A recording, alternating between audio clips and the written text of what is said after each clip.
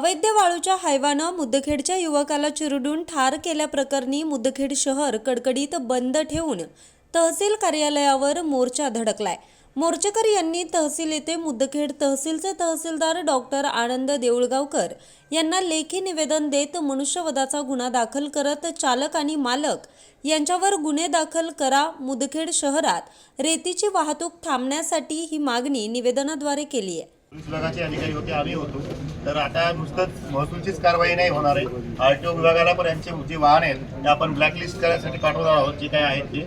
त्यासोबतच जे नंबर प्लेटवाले नाही आहेत किंवा ज्यांचा काही बोल होत नाही त्यांच्यावर आपण फौजदारी गुन्हे पण या ठिकाणी दाखल करणार आहोत।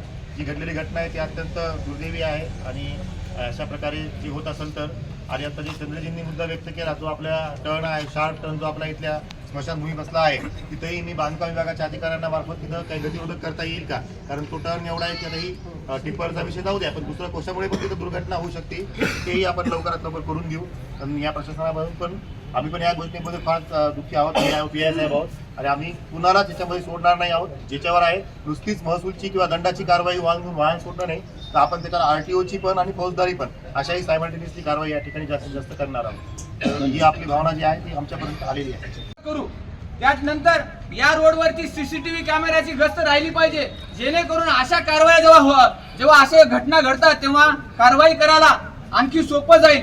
त्यानंतर अवैध उत्खनन करणारे जे काही हे आहेत वाहनं आहेत आरटीओ पासिंगचे असले पाहिजे। ते बरेचसे वाहनं नंबर प्लेट झाकलेले आहेत, नंबर प्लेट पुसलेले आहेत, जेणेकरून असे वाहतूक करताना त्यांचे कुठल्याही त्याच्यावर कारवाई होणे म्हणून अशी त्यांची हे चालू आहे। आणि या कालच्या कारवाईमध्ये हिट अँड रनची कारवाई झाली पाहिजे, जेणेकरून तो आरोपी बाहेर सुटला नाही पाहिजे।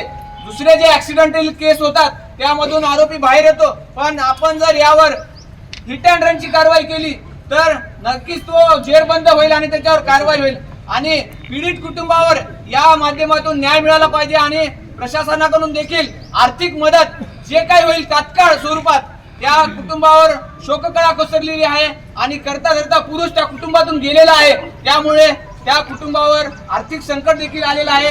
आपण प्रशासनाच्या वतीने जास्तीत जास्त लवकरात लवकर आणि त्या कुटुंबाला आर्थिक मदत कशी देता येईल ही विनंती तुम्हाला आमच्या सर्वांच्या वतीने। सरवाले साहेब, बिना नंबर प्लेटच्या बिना याच्या गाड्या सरवालेचं त्यांचं वय ते चालवणारे जे चालक आहेत त्यांचं वय 20 वर्षाच्या मनामध्ये, त्यांना एक तर अनुभव नाही काय नाही आणि रोडने त्यांनी कॉम्पिटिशन करायचं कोण जास्त ट्रिपा मारते दिवसभरामध्ये। तुम्हाला फोन येत असतील तर त्यांचे फोन डिस्क्लोज करा।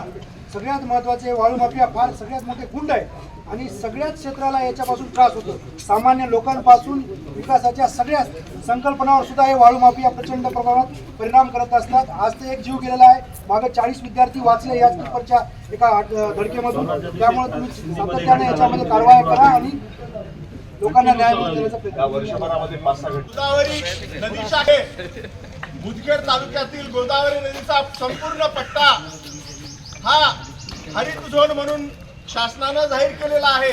या ठिकाणी तरी देखील अधिकाऱ्यांच्या संमतीने म्हणायला हरकत नाही, कर्मचाऱ्यांच्या संमतीने म्हणायला हरकत नाही, जे तलाठी आहेत त्या भागाचे, जे मंडळ अधिकारी आहेत त्या भागाचे, त्यांच्या सगळ्या संमतीनं हा अवैध रेती उपसा चालू आहे आणि ह्या रेतीवाल्यांकडून मुदखेड तालुक्यामध्येच नव्हे तर शहरातून ज्यावेळेस वस्तीतून ह्या गाड्या जातात त्यावेळेस 40 ते 50-60च्या स्पीड पर्यंत गाड्या नेल्या जातात आणि त्या स्पीडमुळे समोर येणारा प्रत्येक मनुष्य टिपला जातो।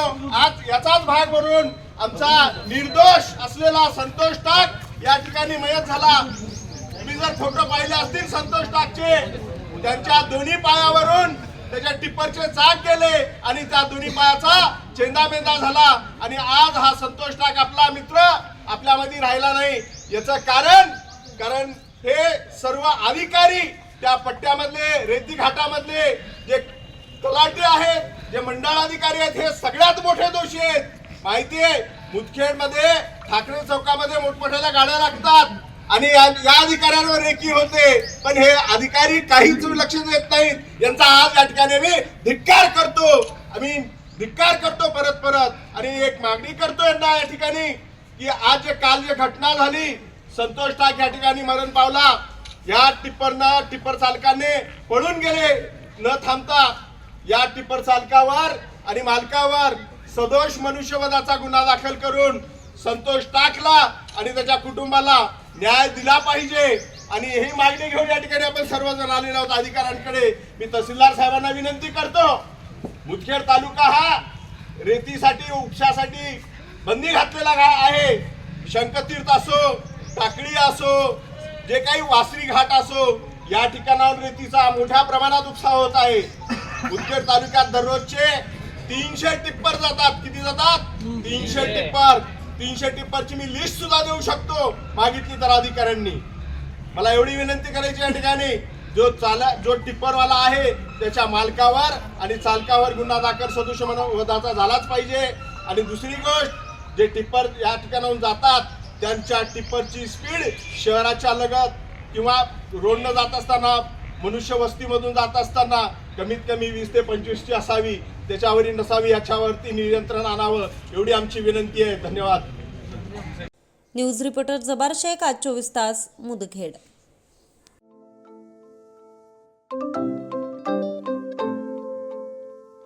नवनवीन आणि ताज्या घडामोडींसाठी आज 24 तास सबस्क्राईब करा.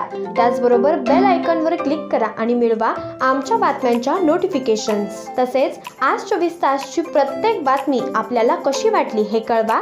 लाईक करून, कमेंट करून आणि आमच्या बातम्या शेअर सुद्धा करा.